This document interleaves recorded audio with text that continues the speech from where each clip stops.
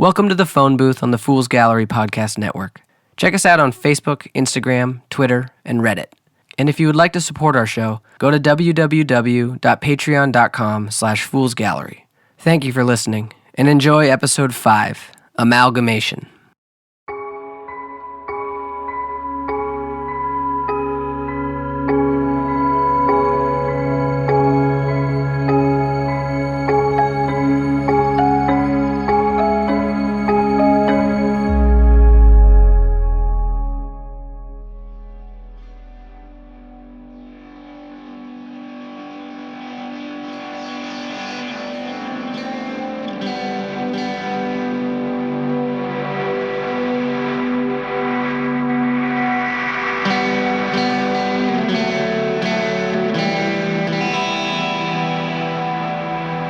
"15 years ago, a mysterious teenage girl named Becca Orlovsky stepped into the sky and exploded.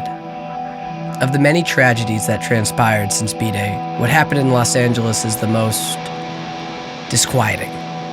Many prefer not to speak of it, and many more believe a well-placed nuclear warhead is the best course of action. Though I do not agree with this extreme position, I do share the public's unease with the place and the creature that lurks there. It's an unease that has shifted to panic when 5 weeks ago a woman walked across the Claremont demilitarized zone and out of the creature's territory. Her name is Melody Chaplin. She was, of course, immediately arrested. Speculation has run rampant since the arrest, each theory more outlandish than the last. Our complete lack of understanding of the creature's nature only throwing gasoline on the fire. Facts are something that have eluded us for 15 years. Which is why I am very proud to announce that we here at the Fool's Gallery Podcast Network finally have some. 2 weeks ago, we received a call from the Rocky Mountain Border Patrol. Melody Chaplin was prepared to speak, but under one condition. I had to give an interview. But not with Melody. I would be speaking with the creature itself. This podcast seems to be growing out of my control. What I once saw as a slice-of-life form of remembrance has become too personal and now dangerous. I sit in an abandoned cafe just west of the Claremont border, just inside quarantine. It's as close to LA as I'm comfortable being. I would not be here if it had not requested me specifically. I would not be here if my boss hadn't threatened my job. I am not here willingly.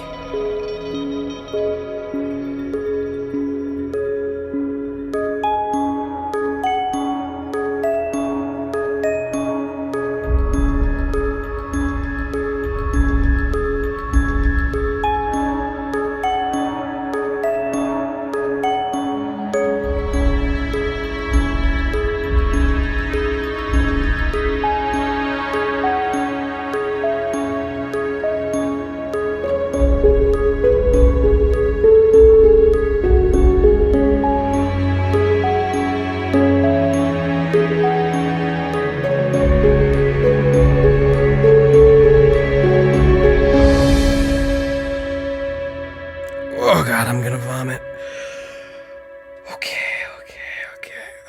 Okay. Hello, listeners. Joe Pollard here. Stupidly waiting in an abandoned coffee shop to get eaten, or... What was that? What is that? Oh, there's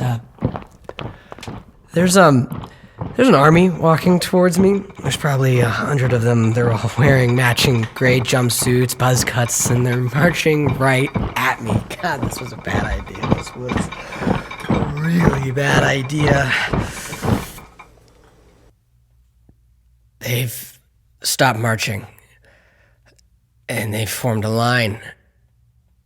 3 rows deep, each one staring straight forward. Oh, Jesus, they're blinking in unison. The line is split. They've made way for a woman in her mid-40s, black hair. She's walking straight at me. Oh, God, she's walking straight at me.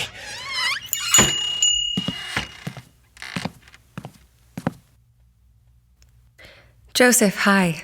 I'm Anna Klinsky. Have people stopped shaking hands in the last 15 years? I'd rather not. I'm not contagious, Joseph. I don't have to touch someone to dominate them. Oh, God. I'm sorry. It's been so long since I've had a normal conversation. I've forgotten the details. Please sit. I promise I won't touch you.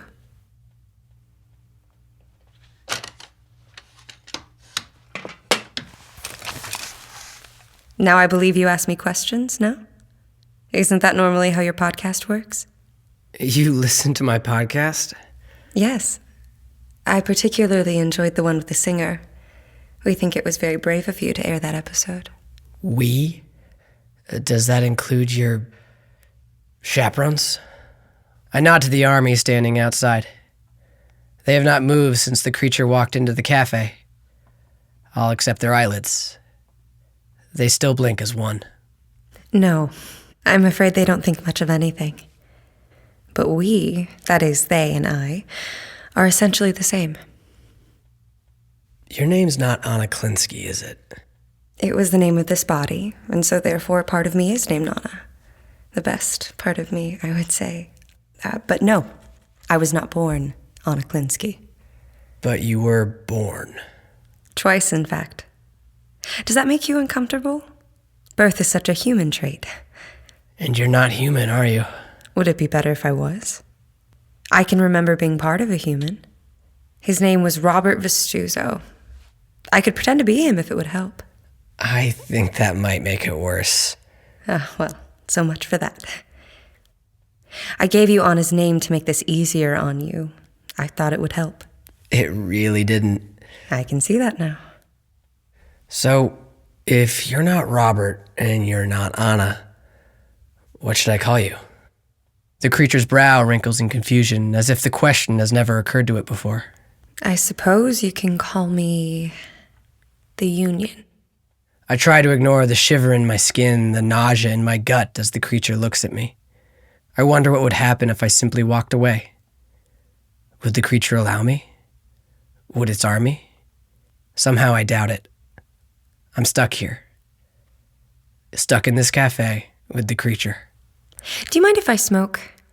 Anna smoked a pack a day before B-Day. It's taken me 15 years to break her of it, but her body still gets cravings when I get anxious. You get anxious? I know this might come as a surprise, but this interview is quite a big deal for me. You don't have a light, do you? Don't worry, you won't have to touch me. Why did you ask to speak with me?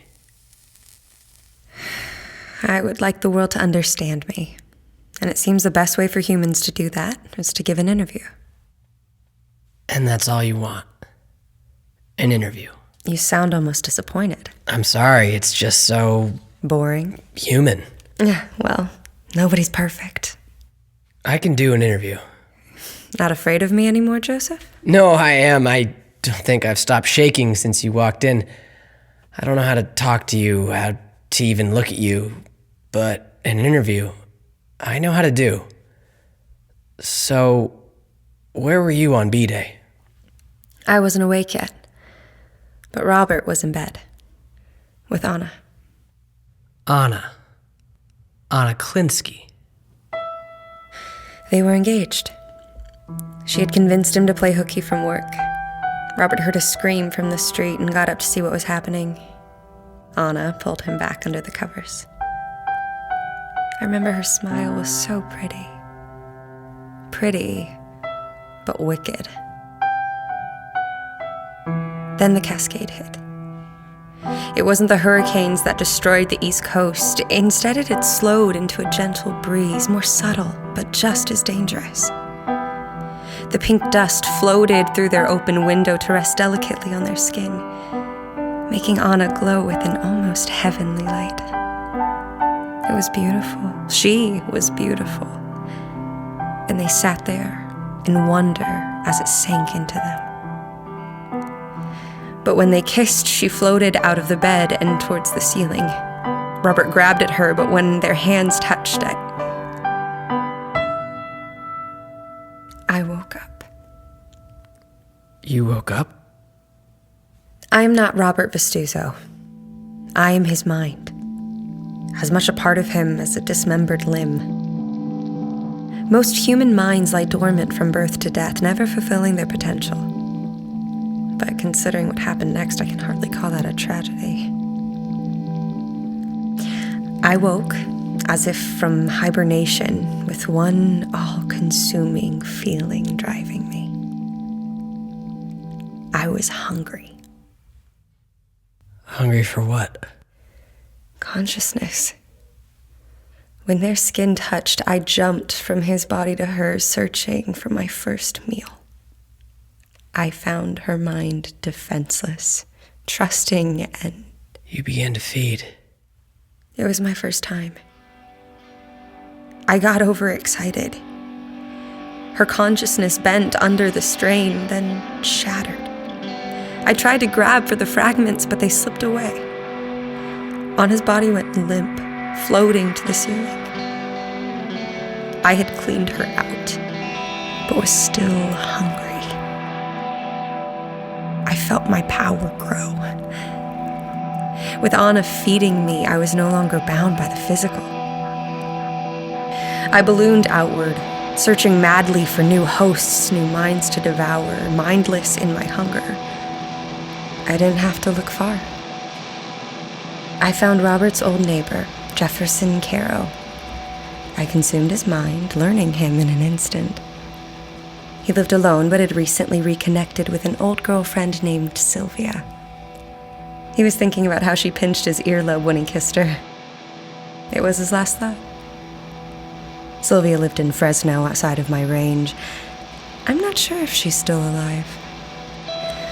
I licked Jefferson's plate clean, not letting one fragment escape me.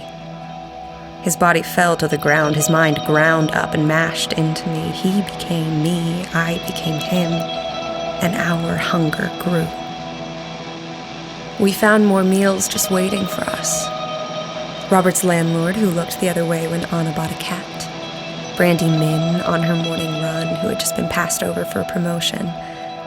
Little Timothy Burroughs, who was 16 months old and was just starting to understand that his fingers moved when he wanted them to. Every mind, every person that I touched was ripped from their bodies and assimilated into me, into the union. Mothers, fathers, children, the mayor, killers, college students, movie stars, the homeless. They were all absorbed, leaving their now empty bodies to flop uselessly to the ground, only muscle memory keeping them breathing. I was the second cascade. And I would have continued. My hunger grew, and I could sense millions more waiting for me. The rest of America, the rest of the world. What stopped you? Robert. He was my original mind and spoke louder than the rest. He screamed at me to stop, and amazing though it sounds, I did. I hung there, a noxious cloud of 3 million minds, the entire population of Los Angeles hovering in empty space. I could sense them all. I could sense that without their bodies, their minds were beginning to fray, flickering in and out of existence. Soon they would be gone entirely. Robert couldn't allow that. So he asked me to call them back. And did you? They came, roaring with the fury of ruined lives. They came with their minds, their souls, and everything else that had made them human. They came back to where it started, back to Robert.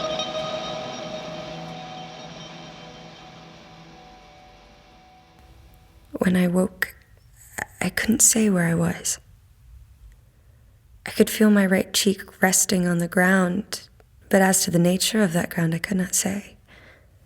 I felt grass, rock, pavement, water, bathroom tile brushing my cheek. I raised my head and felt 3 million heads raise. I opened my eyes, and as one, 3 million images greeted me. I stood, and 3 million bodies rose. I looked down, taking several minutes to sort through every image until I found the one I was looking for. It was the body of Robert Vestuzo. He lay there unmoving, his eyes blank, blood leaking from his ears. His brain had snapped under the strain. Had an aneurysm, I think. So, Robert Vestuzo is dead. In a way. There's still so much of him that is part of me. It's hard to say where he ends and I begin. But I no longer hear his voice. Or when I do, it just sounds like my own. And Anna? Is she in there with you? I didn't know at first. I was confused, millions of images calling for my attention, but I forced myself to stay in that bedroom. I floated towards their mirror and saw Anna staring back at me. She looked beautiful. And when I smiled at the sight of her, the smile was hers. Pretty, but wicked. A desperation born of Robert's love consumed me. I immersed myself in the mob of voices screaming her name. For a moment, I heard her voice. But when I turned, she was gone. Her mind had shattered, her pieces lost in the clamor. I knew the truth long before I allowed myself to admit it. I look up to find tears in the creature's eyes. I wonder if the rest of the Union is crying as well.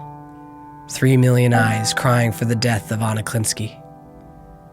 Perversely, I feel the need to pat it on the shoulder, to comfort it.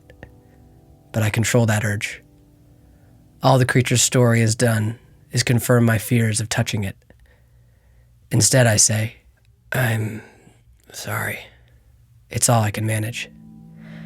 I sank to my knees and felt the floor shiver as 3 million knees hit the ground. I wanted desperately to be alone, but knew that for an impossibility. The roar grew. Mothers screaming for their children, priests praying to whatever God would listen, men crying, babies laughing. I wanted Anna to hold me, to shelter me. I heard her voice faint and fading. I twisted about, but she was gone. Again and again, I heard her voice, and again I lost her in the clamor of the Union, screaming at me to save their bodies. But they didn't matter to me. Nothing mattered to me. I had lost her. But the noise grew, drowning out her voice, forcing me to notice them, to focus not on Anna, but on the more immediate problem. Which was? There are 3 million minds flowing through me, leaving their bodies inert, vacant, and helpless. 3 million bodies that still need everything a human body needs to survive: food and shelter. If I did nothing, these bodies would lie limp on the ground until hunger, thirst, or exposure claimed what little life remained, never raising a finger to save themselves. So you saved them. I thought you didn't care. But Robert did. And in a way, I am still Robert. He was a good man. It may have been his voice, it may have been mine, but it spoke loud enough to convince me. That sounds impossible. How did you do it? You forget. I am not a man. I am not Robert Vestuzo. I am not Anna Klinsky. I am the Union, and I possess the knowledge of millions. I organized the voices, calming the din, and listened. I learned to draw on their knowledge to keep their own bodies alive. They needed food. I had hundreds of farmers telling me exactly what crops to grow and how to grow them. They needed shelter. I had a city planner to help get everyone into a bed. I had to keep their bodies fit. I had thousands, literally thousands, of physical trainers arguing about what was the best workout regimen to keep the entire city healthy. I'm sure your government has top-secret satellite photos of 3 million people doing jazzercise. How did you deal with the powers? That was one of the perks to my affliction. There was no looting, no kidnapping, no animorph attacks. I had over 1 million bodies who were able to fly, and through their compiled experience, I was able to solve the flying crisis in a matter of hours. All in all, Los Angeles had the lowest fatality rate of anywhere in the world by the end of B-Day. I was able to save them. Not all of them, but most of them. What was the point? Of what? Of keeping millions of drones alive. What were you keeping them alive for? Because they're not just drones. They're homes. And every person locked up inside me has a right to return to their home. Return? Yes. Melody Chaplin was the first. It took me 5 years to find every last piece of her and put her mind back together inside her body. 5 years. I wasn't sure it was going to work, but Melody volunteered. She has a daughter, you know. She'd be 18 by now. She was living with their father in Denver on B-Day. I hope they let Melody see her. So it worked. So well, in fact, that now they all want out. Out of me. I understand their urgency. To feel at home in your own body is a sensation that I can barely remember. I live in millions of bodies every day, but none of them are mine. None of them fit like Robert used to. There are more coming. Yes, all of them, given enough time. But, what if we don't want them? I hope that isn't true. I hope this interview will be heard by your many listeners. I hope they understand that we are the same, that our only difference is our road was a bit rockier. I hope they welcome my people back with open arms, that they treat them with respect and let them return to their families. I hope they let them live as people do. I hope all of that happens. Because regardless if it dies, they are coming. The choice is how you receive them. No, that's not it. Excuse me? That can't be the reason you're doing this. Why not? Because you're still hungry. Excuse me? I can see it in your face, the way you look at me. You're starving. When was the last time you ate? Yeah, I don't do that anymore. No, which means it must be getting worse. Harder to resist. Tell me I'm wrong. You're not.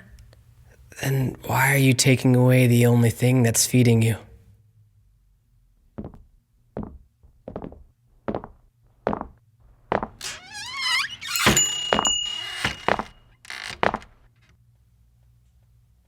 How do you kill something like me, Joseph? Where would you even begin?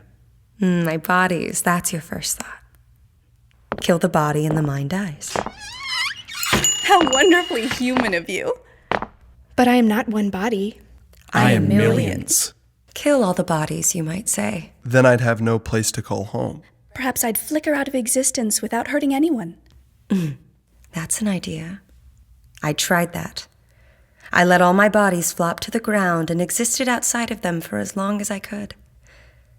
But I'm not as weak as I was on B-Day. Not as ill-formed. Guess what expires first? The meat sack sizzling in the sun. Or the cloud of consciousness floating above? Go on. Guess. It's a scary thought, isn't it? It's why your governments haven't bombed me yet. They don't understand me.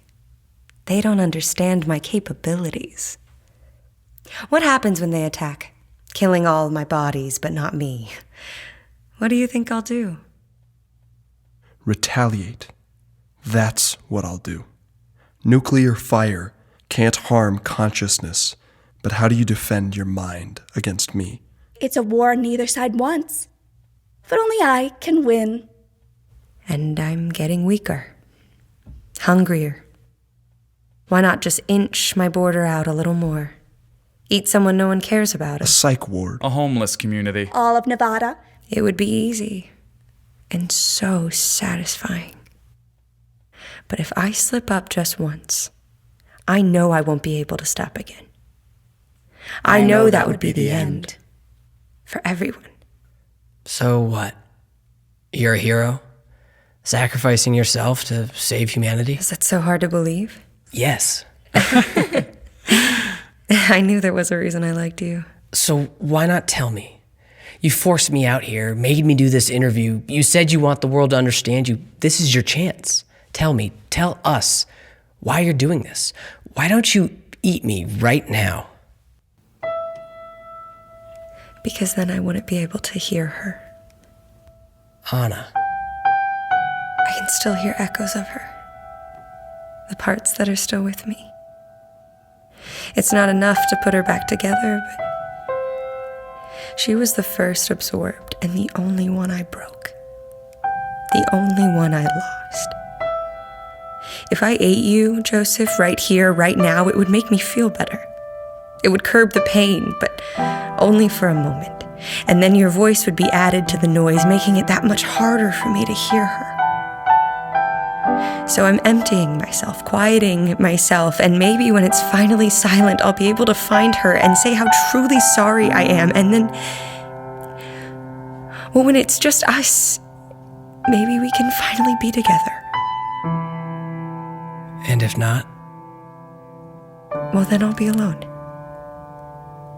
And what is the point of all of this if you are alone?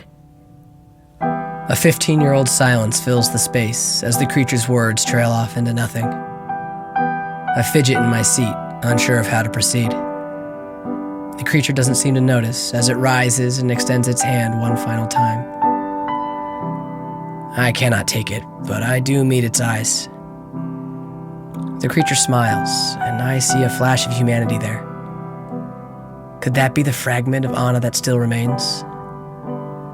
I hope it is. It's a pretty smile. Pretty and wicked. As suddenly as it came, the smile is gone, and with it, the girl who was once Anna Klinsky. The creature walks across the street to join the ranks of the Union, and then as one, they turn to leave, marching in perfect unison, a sad and lonely expression settling on their many faces.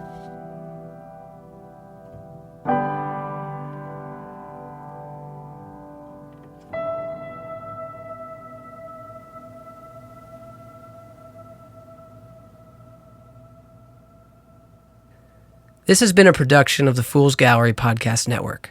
Today's episode was written and directed by Keenan Ellis, produced, recorded, mixed, and mastered by Joseph Freeman at Freeman Recordings, and starred Courtney Johnson and Keenan Ellis. Music composed and performed by Joseph Freeman. If you enjoyed our podcast, please subscribe, rate, and review us online. You can also check us out on Twitter, Instagram, Facebook, and of course our website, foolsgallery.com. Lastly, please consider becoming a patron at patreon.com/foolsgallery. Thank you for listening, and we will see you next time for the Phone Booth Episode 6 and our season finale, What I Know.